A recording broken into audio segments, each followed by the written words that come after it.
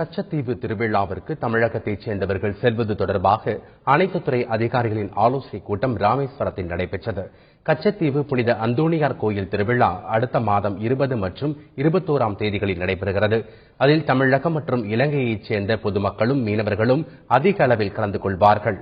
இந்நிலையில் கச்சத்தீவு செல்வது தொடர்பான அனைத்து துறை அதிகாரிகளின் ஆலோசனைக் கூட்டம் ராமேஸ்வரம் வட்டாட்சியர் அலுவலகத்தில் நடைபெற்றது. அதில் இந்திய கடற்படை, கடலோர காவல்படை, சுங்கத்துறை, வருவாய்த்துறை உள்ளிட்ட அனைத்து துறை சார்ந்த அதிகாரிகள் கலந்து கொண்டனர். பின்னர் செய்தியாளர்களிடம் பேசிய வருவாய் கோட்டாட்சியர், கச்சத்தீவு செல்வோரின் இறுதிப் பட்டியல் அடுத்த மாதம் 10ஆம் தேதி முடிவு செய்யப்படும் என்று கூறினார்.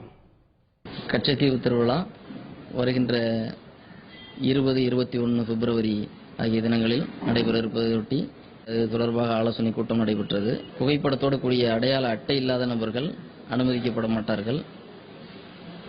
இலங்கை அகதிகளுக்கு பயணம் செல்வதற்கு அனுமதி கிடையாது.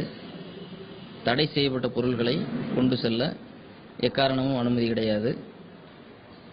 10/2/2016 யாத்திரிகளினுடைய பட்டியல் இறுதி செய்யப்பட்டு அதற்குண்டான நடவடிக்கைகள் மேற்கொள்ளும்.